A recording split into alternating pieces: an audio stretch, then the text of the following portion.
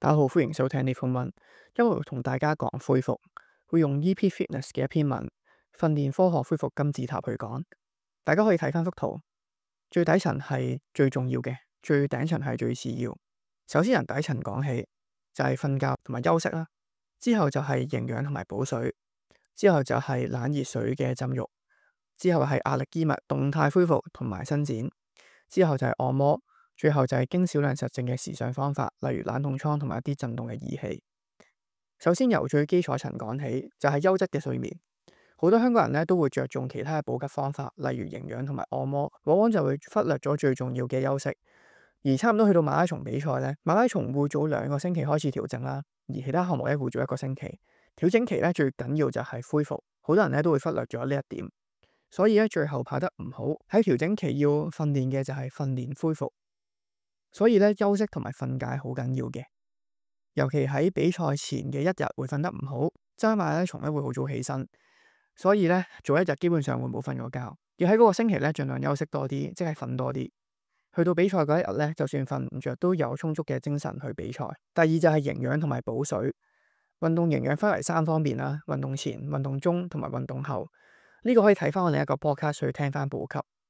簡單嚟講咧，運動前補給就係要食嘢，令到自己有充足嘅能量去跑。運動中嘅補給咧就係食 gel 補水、飲補抗力、食其他補品等等。運動後嘅補給就係食嘢，補充碳水化合物同埋蛋白質，促進肌肉嘅復修。第3層咧就係物理嘅方法。第一個方法係浸浴，但係香港咧唔係個個都有浴缸啦，唔可以做呢一樣嘢，所以會集中講按摩。按摩咧可以分為自己按啦，用按摩機啦，或者係出去做運動按摩嘅。而我自己比較懶咧，我就會用按摩機。但係咧而家運動按摩都好平啦，出去做一次都係350蚊左右。咁一個月出去做1-2次都係 afford 到嘅，咁可以有效咁促進恢復啦。但係有啲人咧唔中意出去俾人按嘅，會覺得按完之後好酸痛啦。順帶一提，比賽之前咧1-2日就盡量唔好做按摩啦，因為咧按到太鬆反而會發唔到力，有反效果。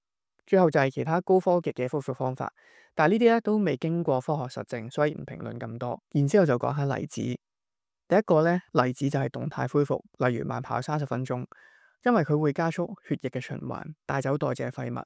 其他 cross training 例如單車機同埋游水都得嘅。第二就係拉筋，有分靜態拉筋、風 Mula 同埋瑜伽，呢啲都係有效放鬆肌肉同埋神經。第3就係營養同埋補水，例如飲蛋白粉、食嘢同埋運動飲品都得嘅。第4就係浸浴，可以用凍水、熱水或者冷熱交替。而幾時用邊一樣咧，就要視乎恢復目的。不過咧都唔算太熟，所以就唔講太多。第5就係壓力衣物，喺運動之後咧着1個鐘頭或者以上，例如壓力嘅長褲啦、小腿套，會有效促進血液咧喺4肢即係手腳啦回流翻心臟。第6就係食嘢。喺運動之後60分鐘至90分鐘之內食嘢，可以吸收足夠嘅蛋白質，恢復肌肉嘅修復。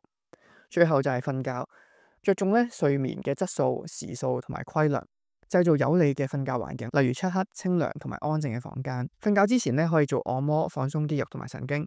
佢嘅總結咧就係運動員應該要首先注重基礎嘅恢復方法，例如瞓覺同埋營養，之後再考慮其他嘅恢復技術啦，以確保有最佳嘅恢復效果，促進運動表現嘅提升。多謝收睇，如果想睇多啲跑步資訊，歡迎去我 IG。